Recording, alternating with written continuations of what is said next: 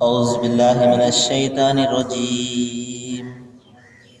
بسم الله الرحمن الرحيم.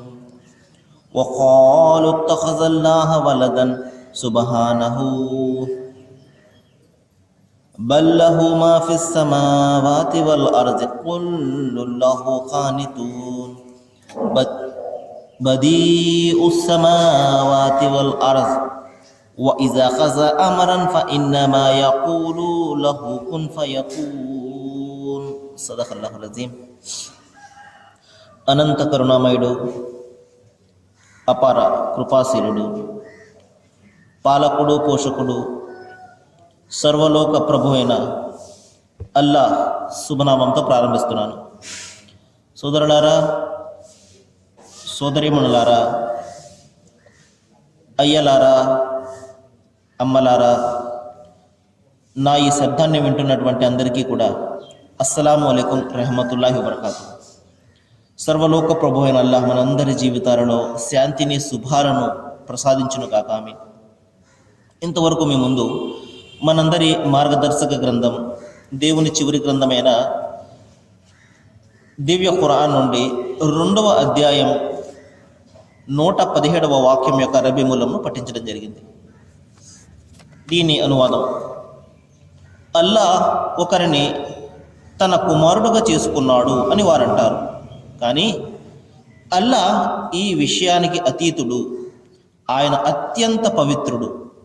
అసలు యథార్థం ఏమిటంటే, భూమి ఆకాశాల్లో ఉన్నవన్నీ కూడా ఆయన సొంతమే. అవన్నీ ఆయన ఎడల విధేయతకు అంకితమైనవే. ఆయన ఆకాశాలకు, భూమండలానికి సృష్టికర్త. ఆయన ఒక నిర్ణయం తీసుకున్నప్పుడు దానిని కేవలం అయిపో అని ఆజ్ఞాపిస్తాడు, అది వెంటనే అయిపోతుంది. సోదరులారా, ఈ విషయాన్ని గురించి మనము నిన్న చెప్పుకుని ఉన్నాము. మరికొన్ని విషయాలను, దేవునికి సంతానం, తల్లిదండ్రులు, భార్యాబిడ్డలు, ఇటువంటి బలహీనతలు ఉంటాయా అన్న విషయాన్ని గురించి మరికొన్ని వివరాలు చెప్పడానికి ప్రయత్నం చేస్తాను. సోదరులారా, దైవము మానవాళిని పుట్టించి అతనికి ఆ విధంగా తన ఇష్టం వచ్చినట్టు జీవితం గడపడం కోసము స్వేచ్ఛను ఇవ్వలేదు. అతని ఎంత మాత్రం కూడా వదిలిపెట్టలేదు. రబ్బునల్లజీ ఖలక కుల్ల షైయిన్ సుమ్మ హదా. నీ ప్రభువు ఎవరు అంటే, సర్వాన్ని సృష్టించి ఆ తర్వాత దానికి మార్గాన్ని కూడా చూపించిన వాడు అని. కాబట్టి ఆయన తన ప్రవక్తల ద్వారా, తన గ్రంథాల ద్వారా మానవాళికి మార్గదర్శకత్వాన్ని చేశాడు. మరి ఈ క్రమంలో అనేక మంది ప్రవక్తలను పంపించాడు, అనేక గ్రంథాలను కూడా పంపించాడు. మరి అంతిమ గ్రంథం ఖురాన్ మానవాళి కోసం వచ్చినటువంటి గ్రంథము. ఈ గ్రంథంలో దైవం సెలవిస్తున్నాడు, నేను నా సందేశాన్ని అందజేసే నిమిత్తము ఏ ప్రవక్తను పంపినా ఆ ప్రవక్త ఆయా ప్రజలు మాట్లాడే భాషలోనే తన సందేశం ఇచ్చేవారు. ఎందువలనంటే విషయము చక్కగా అర్థం అవ్వడం కోసము. కాబట్టి ఏ ప్రవక్త వచ్చినా ఆ ప్రవక్త ఆయన ప్రజలు మాట్లాడే భాషలోనే ఆయన సందేశం వినిపించేవారు. ఎందువలనంటే దైవ సందేశం అనేది అత్యంత తేలికైనటువంటి సందేశం. మానవుల అందరికీ కూడా అది అర్థం కావాలి, అర్థం చేసుకునే వారు ఆచరించాలి. అందుకే అంతిమ గ్రంథం ఖురాన్లో దైవం చెప్తున్నాడు, వమా జఅల అలైకుం ఫిద్దీన్ మిన్ హరజ్. నేను ధర్మంలో ఎటువంటి కష్టాన్ని పెట్టలేదు, ఎటువంటి కష్టాన్ని నేను నా ధర్మంలో పెట్టలేదు. అత్యంత తేలికైనటువంటి ధర్మం ఇది. కానీ మనిషి ఏం చేస్తున్నాడంటే, రకరకాల సిద్ధాంతాలు, రకరకాల పద్ధతులు కల్పించుకుని ధర్మాన్ని కష్టతరం చేసుకుంటున్నాడు, ఆరాధనను కష్టతరం చేసుకుంటున్నాడు. కానీ సోదరులారా, దైవ ధర్మము అత్యంత తేలికైనది. దాన్ని ఆచరించడం కూడా అత్యంత తేలికైనది. దేవుని యొక్క ఆరాధన కూడా అత్యంత తేలికైనది. ఒకవేళ కష్టతరం అయితే దైవం ఎన్నడూ కూడా చెప్పి ఉండేవాడు కాడు. ఎందుకంటే మానవుడు అత్యంత బలహీనుడు, బలహీనమైనటువంటి మనస్తత్వం గలవాడు, బలహీనమైనటువంటి ఆచరణ కలవాడు. అందుకనే ఖురాన్లో దైవం చెప్తున్నాడు, లా యుకల్లిఫుల్లాహు నఫ్సన్ ఇల్లా ఉస్అహాలహా, నేను ఎవరి మీద కూడా అతని శక్తికి మించిన భారాన్ని నేను వేయను అంటున్నాడు. కాబట్టి ఈ క్రమంలో దైవ గ్రంథము అందరికీ కూడా అర్థం అవ్వడం కోసము దైవము తన గ్రంథాలలో ఉపమానాలను బోధించేవాడు, సాదృశ్యాలను బోధిస్తున్నాడు. ఉదాహరణకు చూడండి, అంతిమ గ్రంథం ఖురాన్లో ఒక సందర్భంలో చెప్తున్నాడు, మరి ఎవరైతే అల్లాహ్ను విడిచిపెట్టి, అంటే సృష్టికర్త అయినటువంటి ఏకైక దైవాన్ని విడిచిపెట్టి మరి ఎవరైతే ఇతరులను ఆరాధిస్తారో వారు సూది మనగుండా ఒంటె పోవడము ఎంత అసాధ్యమైనటువంటి విషయమో వారు స్వర్గంలో పోవడం కూడా అంతే అసాధ్యము అని చెప్పడం జరిగింది. అంటే ఒక సాదృశ్యాన్ని, ఒక ఉదాహరణను, ఒక ఉపమానాన్ని దైవం బోధిస్తున్నాడు. దీని అర్థము సూది మనగుండా ఒంటె ఎలా వెళ్తుందండి అంటే అక్కడ విషయం అర్థం అవ్వడం కోసము దైవము చక్కగా ఉపమాన రీతిలో బోధించడం అన్నమాట. మరి మరొక సందర్భంలో చెప్తున్నాడు, మరి ఎవరైతే దైవాన్ని విడిచిపెట్టి ఇతరులను అడుగుతూ ఉంటారో వారు మంచినీటి వద్దకు వెళ్ళి చేయి చాపి ఓ నీరు నా వద్దకు వచ్చేయి అని పిలిచినట్టు ఉంటుంది, పిలిచినట్టు సమానం అని చెప్పడం జరిగింది. అంటే ఇచ్చేవాడు దైవము, మీరు మరొకరిని అడిగినప్పుడు అది ఎంత మాత్రం కూడా ఆ కోరిక తీరదు. ఏ విధంగా అయితే ఒక మనిషికి దాహం వేసినప్పుడు తాను నీటి వద్దకు వెళ్ళి ఆ నీటిని తాగాలి తప్పించి నీరు నా వద్దకు వచ్చి నా నోట్లో పడు అంటే అది ఎంత మాత్రం కూడా సాధ్యం కాదు. ఈ విధంగా విషయాన్ని అర్థం అవ్వడం కోసము దైవము ఉపమానాల రీతిలో బోధించేవాడు. కానీ మనిషి ఏం చేస్తున్నాడంటే ఆ ఉపమానాలను వాస్తవంగా అర్థం చేసుకోకుండా అతను భౌతికంగా అర్థం చేసుకుంటున్నాడు. ఉదాహరణకు చూడండి, బైబిల్ గ్రంథాన్ని మనం పరిశీలిస్తే యెహోవా గ్రంథాన్ని పరిశీలించి చదువుకునుడి అన్న మాట ఒకటి కనబడుతుంది. అదే విషయాన్ని అంతిమ గ్రంథం ఖురాన్లో కూడా అకజ్జబు బి ఆయాతిన, మీరు నా వాక్యాలను శాస్త్రీయ పరిశోధన చేయకుండానే తిరస్కరిస్తున్నారా? కాబట్టి దేవుని వాక్యాలను శాస్త్రీయ పరిశోధనతోటి, హేతుబద్ధమైనటువంటి ఆధారాలతోటి పరిశీలించి, పరీక్షించి, పరిశోధించి అప్పుడు విశ్వసించాలి. గుడ్డిగా ఏది కూడా విశ్వసించకూడదు. మరి అదేవిధంగా ఇక్కడ బైబిల్ గ్రంథంలో మనకు మంచి వాక్యం కనబడింది. అదేమిటంటే యెహోవా గ్రంథాన్ని పరిశీలించి చదవండి మీరు. అందులో కూడా అనేక రకాల ఉపమానాలను మనకు బోధించడం జరిగింది. ఉదాహరణకు చూడండి, దాని అర్థము అది భౌతికమైనటువంటి అర్థాన్ని అక్కడ తీసుకుంటే అర్థం మారిపోతుంది. ఉదాహరణకు చూడండి, క్రీస్తు యేసు అన్నారు, నా భారము తేలికగాను, అంటే నా కాడి సులువుగాను నా భారము తేలికగాను ఉన్నది అన్నారు. అంటే దీని అర్థం ఏమిటంటే ఆయన కాడి అంటే అర్థం ఏంటంటే ఆయన యొక్క సందేశం అని, ఆయన యొక్క మిషన్, దైవం ఏదైతే ఆయనకు అప్పగించాడో ఆ బాధ్యత, ఆ ఉద్యమం అది చాలా తేలికగా ఉన్నది అని అర్థం. అంతే తప్పించి అక్కడ కాడి అంటే అక్కడ నీళ్లు మోసుకునే కావడి కాదు కదా. అదేవిధంగా మరొక సందర్భంలో ఆయన చెప్పడం జరిగింది, మరి తన కాడి ఎత్తుకుని నన్ను వెంబడింపని వాడు నాకు పాత్రుడు కాదు అన్నారు. అంటే నేను ఇచ్చినటువంటి ఆజ్ఞలను అనుసరించేవాడే నిజమైనటువంటి నా పాత్రుడు, నా అనుచరుడు. అంటే అక్కడ కాడి అంటే ఆయన ఇచ్చినటువంటి అక్కడ సందేశం అని అర్థం. ఈ విధంగా ఉపమానాల రీతిలో సాదృశ్యంగా అనేక విషయాలను బోధించడం జరిగింది. దాని వాస్తవమైనటువంటి అర్థాన్ని మనం తీసుకుంటే అక్కడ అర్థం మారిపోతుంది. కాడి అంటే అర్థము నీళ్లను మోసేది అని, కానీ అక్కడ కాడి అంటే అర్థము క్రీస్తు యేసు ఇచ్చినటువంటి సందేశం అని అర్థం. మరి అదే విషయాన్ని మరొక సందర్భంలో ఆయన ఒక రొట్టె ముక్కను చూపించి ఇది నా శరీరం, ఇది తినండి అంటారు. మరి ఒక ద్రాక్షరసాన్ని ఆయన ఇచ్చి ఇది నా రక్తము తాగండి అంటారు. ప్రజలందరూ కూడా అది నిజమైనటువంటి రక్తము, నిజమైనటువంటి శరీరం అనుకుంటారేమో అని వెంటనే ఆయన ఏం చెప్పారు, శరీరము నిష్ప్రయోజనము, ఆత్మ ఒకటే జీవింపజేయుచున్నది, కాబట్టి నేను చెప్పు మాటలు మీకు ఆత్మయు జీవమునే ఉన్నాయన్నారు. కాబట్టి అక్కడ సాదృశ్యమైనటువంటి విషయాలను మనము యాజ్ ఇట్ ఈజ్గా మనము అర్థాన్ని తీసుకుంటే అర్థం మారిపోతుంది. కాబట్టి ఉపమానాల రీతిలో బోధించింది మనము జాగ్రత్తగా పరిశీలించి దాన్ని అర్థం చేసుకోవాలి.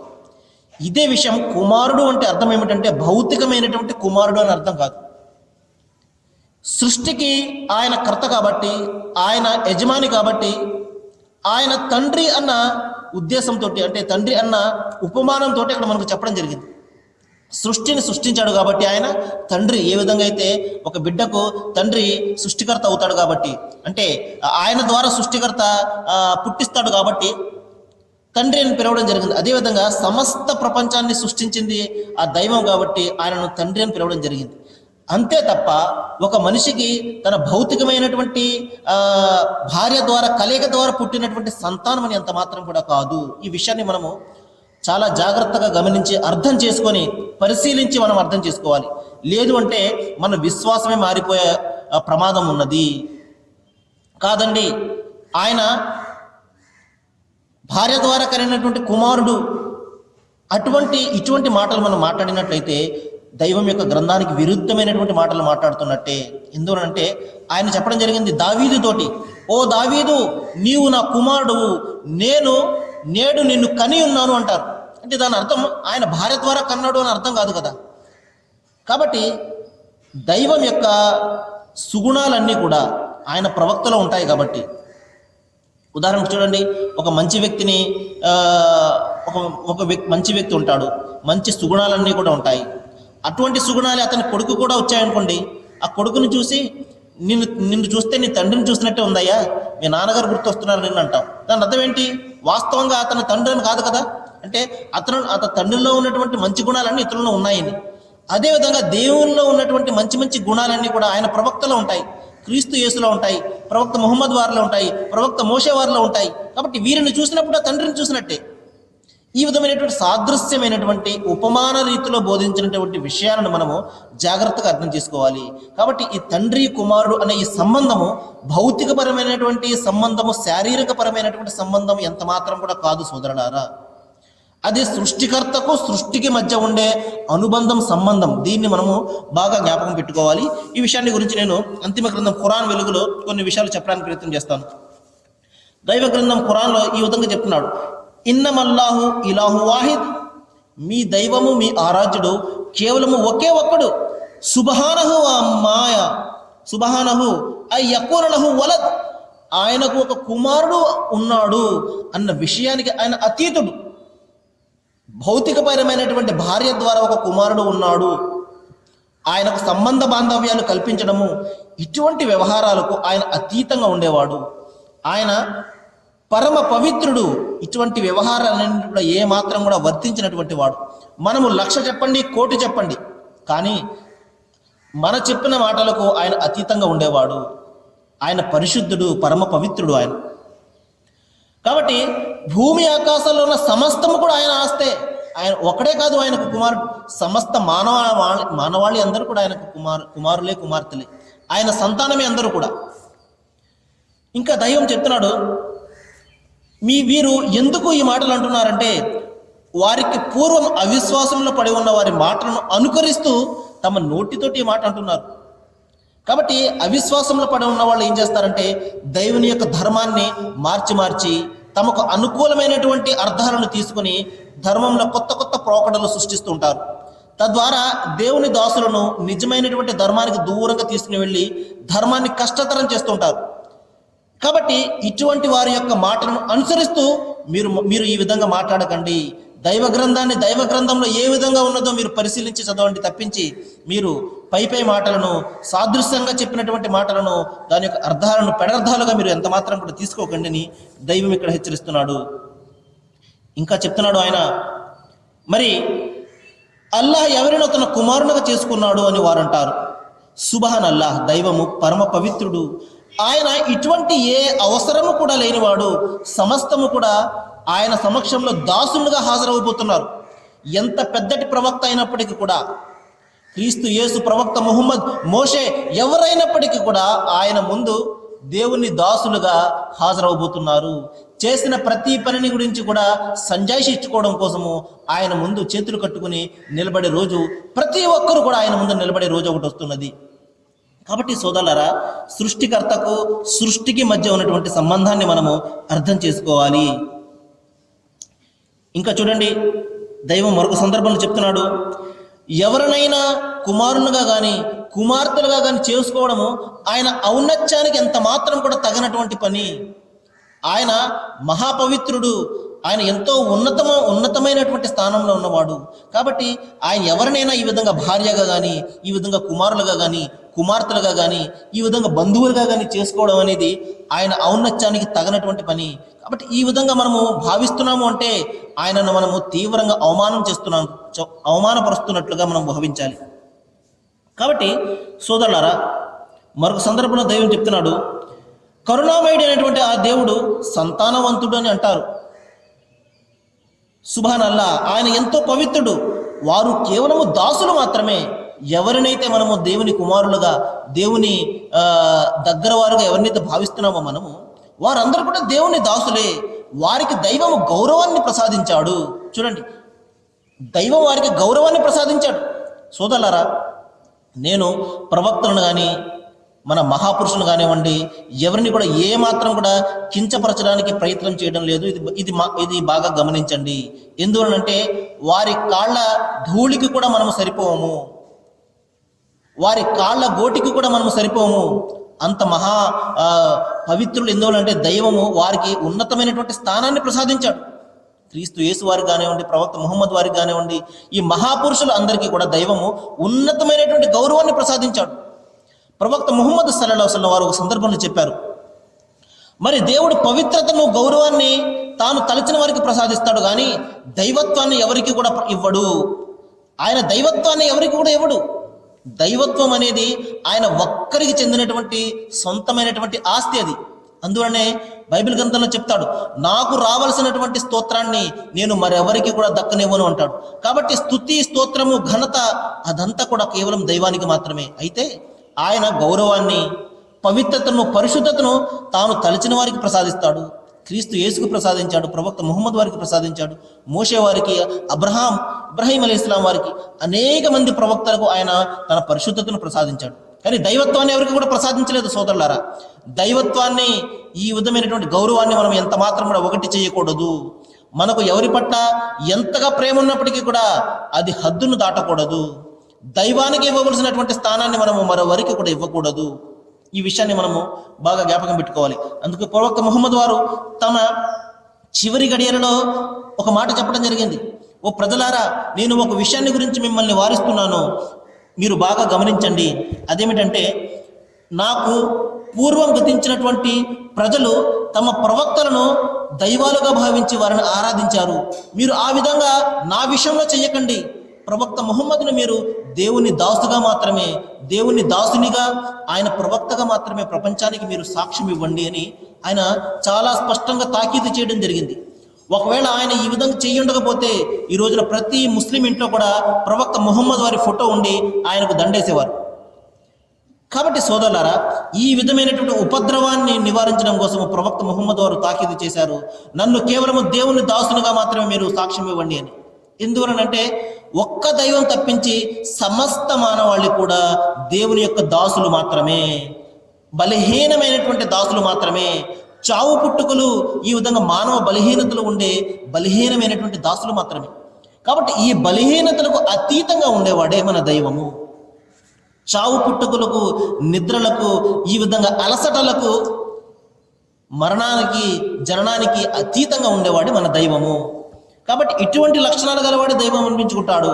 చనిపోయేవాడు, బ్రతికేవాడు, ఈ విధంగా మానవ బలహీనతలను కలిగి ఉండేవాడు, పెండిళ్ళు చేసుకునేవాడు, ఈ విధంగా బిడ్డలను కనేవాడు, ఇటువంటి వారు మానవులు అనబడతారు తప్పించి దేవుళ్ళు ఎంత మాత్రం కూడా అనబడరు. ఇది మనము జ్ఞాపకం పెట్టుకోవాలి. ఆ తర్వాత సోదరులారా, మరొక సందర్భంలో దైవం చెప్తున్నాడు, మరి ఆయన ఎవరినైనా తన కుమారునిగా చేసుకోదలిస్తే తన సృష్టిలో తనకు ఇష్టమైన వారిని ఆయన చేసుకుని ఉండేవాడు. మీరెవరు డిసైడ్ చేయడం కోసము పలానా ఆయన కుమారుడండి, పలానా ఆయన కూతురుడండి అని ఈ విధంగా మీరు డిసైడ్ చేయడం కోసము, నిర్ణయం చేయడం కోసము మీకు ఏమి హక్కు ఉన్నది? దైవం తాను తలచిన వారు నిర్ణయించుకునేవాడు ఆయన సృష్టిలో. కాబట్టి సోదరులారా, దైవం ఇక్కడ చెప్పే ఉద్దేశం ఏమిటంటే, ఒకరిని మీరు ఆయనకు ఆపాదించకండి, ఈయన కుమారుడు, ఈయన కుమార్తె, ఈయన మనవడు అని మీరు ఆయనకు సంబంధాన్ని ఎంత మాత్రం కూడా ఆపాదించకండి. ఇంకా అంతిమ గ్రంథం ఖురాన్లో దైవం చెప్పడం జరిగింది, ఓ ప్రవక్త, మీరు ప్రజలకు ఈ విధంగా తెలియజేయండి, ఒకవేళ అల్లాహకు సంతానం ఉన్నట్లయితే, దైవానికి సంతానం ఉన్నట్లయితే అందరికంటే ముందు నేనే వారిని ఆరాధించి ఉండేవాడిని. చూడండి, ప్రవక్త ముహమ్మద్ వారే అందరికంటే ముందు ఆ సంతానాన్ని ఆరాధించి ఉండేవారు. కాబట్టి సోదరులారా, సాదృశ్యంగా చెప్పినటువంటి విషయాలను మనము బాగా అర్థం చేసుకోవాలి. ఒకవేళ దాన్ని వాస్తవమైనటువంటి మనము అర్థాన్ని తీసుకున్నట్లయితే విశ్వాసం మారిపోయే ప్రమాదం ఉన్నది. కాబట్టి తండ్రి అయినటువంటి ఆ దైవం, సృష్టికర్త, సృష్టి రాసులమైనటువంటి మనము తండ్రి కుమారుల యొక్క సంబంధం మనది. అందుకనే బైబిల్ గ్రంథంలో చెప్పడం జరిగింది, సమాధానపరచువారు ధన్యులు, వారు దేవుని బిడ్డలు అనబడతారు అని. కాబట్టి ఈ విధంగా హృదయ శుద్ధి గలవారు ధన్యులు, వారు దేవుని కుమారులు అనబడతారు. కాబట్టి సోదరులారా, ఆ దేవునికి ఈ కుమారునికి మధ్య ఉన్నటువంటి సంబంధాన్ని మనం అర్థం చేసుకున్నట్లయితే మన విశ్వాసం చాలా పటిష్టంగా మారుతుంది. లేనట్లయితే మన విశ్వాసంలో అనేక రకాల ఈ విధంగా విశ్వాసం మనము మారిపోయే అవకాశం ఉన్నది, ప్రమాదం ఉన్నది. మనము బాగా గమనించాలి. మరొక విషయాన్ని చెప్పి నేను ముగించడానికి ప్రయత్నం చేస్తాను. చూడండి సోదరులారా, సహజంగా ఒక వ్యక్తికి తన కుమారుడు ఎప్పుడు అవసరమవుతాడు అంటే తన ఆస్తికి వారసుడు అవ్వాలని. మరి అదేవిధంగా చూడండి, ఒక రాజు ఉన్నాడు. ఆ రాజు ఒక కుమారుడు కోసము ఎంతగానో ప్రయత్నం చేస్తాడు. ఒక కుమారుడు నాకు కావాలి అని. ఎందుకంటే ఆయన తర్వాత ఆ రాజ్యాధికారము ఆ కుమారునికి రావాలి అని, లేకపోతే మరొకరి హస్తగతం అయిపోతుంది అని. కానీ సోదరులారా, మన దైవం ఉన్నాడు చూశారు, ఈయన మరణం లేనివాడు. మన దైవం సదాకాలానికి కూడా రాజు.